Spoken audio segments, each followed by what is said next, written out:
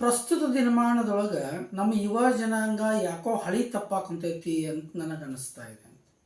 ಈ ಆಧುನಿಕತೆಯ ಸೋಗಿನೊಳಗೆ ಇವತ್ತು ನಮ್ಮ ಯುವ ಜನಾಂಗ ಎತ್ತೆತ್ತನೋ ಸಾಗ್ತಾ ಇದೆ.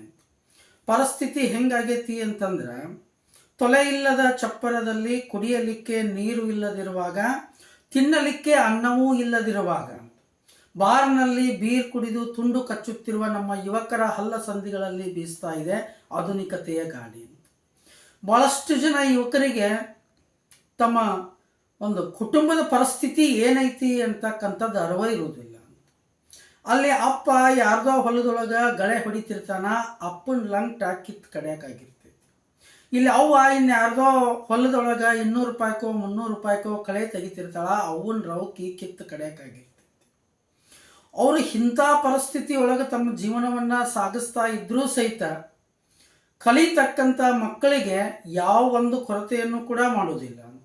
ಅವ್ರಿಗೆ ಒಳ್ಳೊಳ್ಳೆ ಬಟ್ಟೆನ ಕೊಡಿಸ್ತಾರೆ, ಅವ್ರು ಕೇಳಿರ್ತಕ್ಕಂಥ ಎಲ್ಲ ಪಠ್ಯ ಪುಸ್ತಕಗಳನ್ನು ಕೊಡಿಸ್ತಾರೆ, ಅವ್ರ ಶಾಲಾ ಕಾಲೇಜಿನ ಫೀಸನ್ನು ಸರಿಯಾದ ಸಮಯಕ್ಕೆ ಕಟ್ತಾರೆ. ಅದ್ರ ಜೊತೆಗೆ ಇವ್ರು ಯಾವಾಗ ಕೇಳ್ತಾರೋ ಅವಾಗೆಲ್ಲ ಖರ್ಚಿಗೆ ದುಡ್ಡು ಕೊಡ್ತಾರೆ.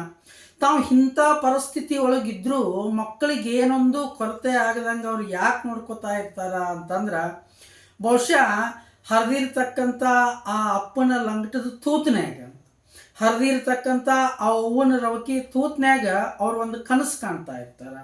ಅದು ಏನು ಅಂತಂದ್ರೆ, ಬಹುಶಃ ಇವತ್ತಲ್ಲ ನಾಳೆ ಒಂದಿನ ನನ್ನ ಮಗ ದೊಡ್ಡ ನೌಕರಿ ತಗೋತಾನ, ಒಬ್ಬ ಟೀಚರ್ ಆಗ್ತಾನ, ಒಬ್ಬ ಇಂಜಿನಿಯರ್ ಆಗ್ತಾನ, ಒಬ್ಬ ಡಾಕ್ಟರ್ ಆಗ್ತಾನ, ಇವತ್ತಲ್ಲ ನಾಳೆ ಒಬ್ಬ ಪೊಲೀಸ್ ಆಗ್ತಾನ.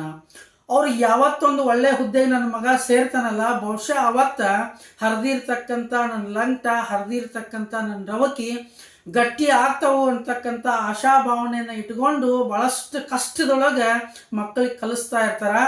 ದಯವಿಟ್ಟು ಅಂಥ ತಂದೆ ತಾಯಿಗಳ ಕನಸುಗಳನ್ನು ಯಾವ ವಿದ್ಯಾರ್ಥಿಗಳು ನುಚ್ಚು ನೂರು ಮಾಡೋಕ್ಕೆ ಹೋಗ್ಬೇಡ್ರಿ.